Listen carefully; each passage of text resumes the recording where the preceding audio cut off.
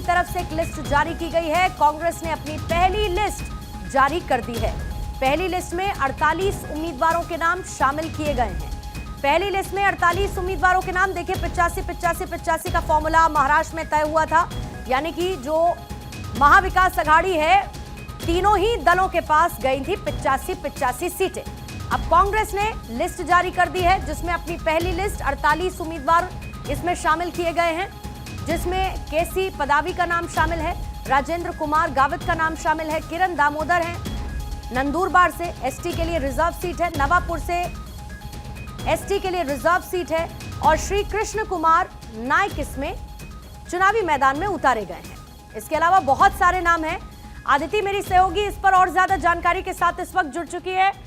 आदिति, 48 उम्मीदवारों के नाम का ऐलान कांग्रेस कर चुकी है, इस लिस्ट से क्या समझे? बिल्कुल, देखिए इस लिस्ट से आप आत्मविश्वास दिखाने का एक तरीका समझे, क्योंकि जाहिर तौर पे महाराष्ट्र की लिस्ट अभी तक आउट नहीं हुई थी। कांग्रेस ने ये सूची जारी की है, और जब कल ये 85-85 का फॉर्मूला तय हुआ, उसके बाद नाना पटोले से लेकर जो अभी प्रभारी हैं उन्होंने भी जो सर्वे किया, तमाम तरीके के नाम निकले। जिताऊ उम्मीदवारों की लिस्ट कांग्रेस के लिहाज से है। जिताऊ के साथ साथ देखिए रिजर्व सीटें भी इसमें आई हैं, और ये भी देखा गया है कि कौन है जो स्ट्राइक रेट को अच्छी बना सकता है, क्योंकि ये बहुत बड़ा मौका है। जब 85-85-85 पे चुनाव लड़ा जा रहा है, ऐसे में ये कांग्रेस खुद अपनी इंटरनल जो अलायंस का प्रेशर भी है कि किस तरीके से कांग्रेस को बेहतर से बेहतर प्रदर्शन करना है, क्योंकि जिसका प्रदर्शन बेहतर नहीं हुआ इक्वल सीटों पर भी, इक्वल सीटें बंटने पर भी, तो जाहिर तौर पे अगर ऊंच नीच होती है, चूक होती है, तो हार का ठीकरा उस पार्टी पे फूटेगा। कांग्रेस इन 85 सीटों पर विनेबिलिटी के लिहाज से, सर्वे के लिहाज से, और संगठन के लिहाज से, पुराने कार्यकर्ता के लिहाज से, और उसके साथ साथ कौन जातीय समीकरण में फिट बैठ रहा है, उसको टिकट देने का पूरा प्रयास यहाँ पर किया गया है। 85 में से 48 नाम यहाँ सामने हैं। माना जा रहा था कि झारखंड की भी लिस्ट कुछ देर में आ सकती है, लेकिन फिलहाल आपको बता दें कि ये लिस्ट, उम्मीदवारों की लिस्ट सामने है, जिसमें आपने जो कुछ नाम पढ़े, इसमें देखिए चिखली है, रिसोद है, ये ऐसे कई नाम है जिसको लेकर जब अलायंस की बैठक हुई तो बहुत चर्चा हुई। इसमें नागपुर साउथ वेस्ट का भी जिक्र है, नागपुर सेंट्रल का, नागपुर वेस्ट का भी। ये तमाम वो सीटें हैं जिसको लेकर उद्धव ठाकरे के साथ लंबी मंत्रणा भी हुई थी। इसके अलावा गोंदिया भी सीट है, चायमूर भी सीट है, और बोकर भी सीट है।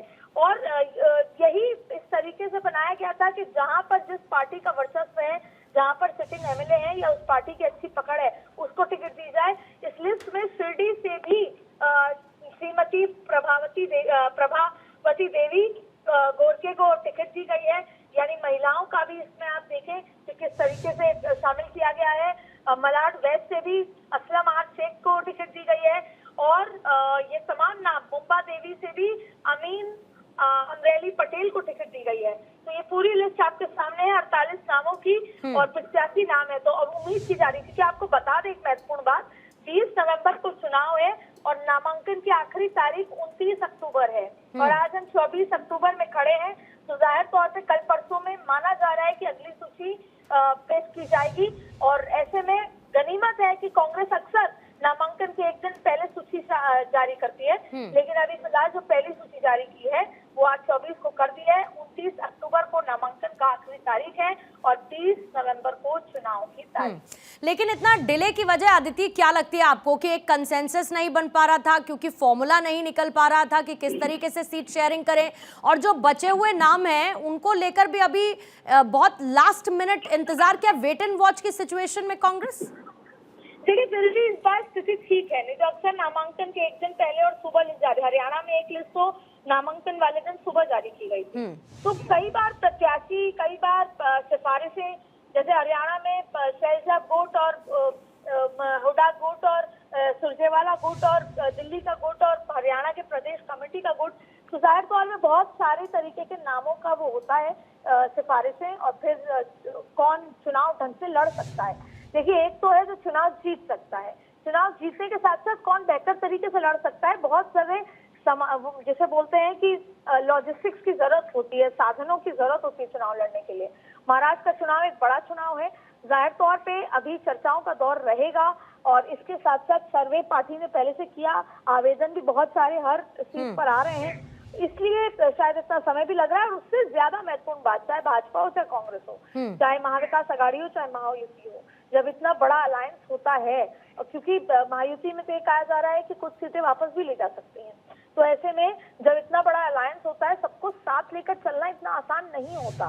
जब हम बात सबको साथ लेकर चल के अलायंस में बिना नाराजगी की बात करते हैं, ऐसा संभव नहीं हो पाता। यही वजह थी कि जब आप कहते हैं कि अलायंस की सरकारें बनती है तो वो आसान नहीं होती है चलानी। ये सिर्फ नरेंद्र मोदी हैं जो अलायंस की सरकार चला पा रहे हैं।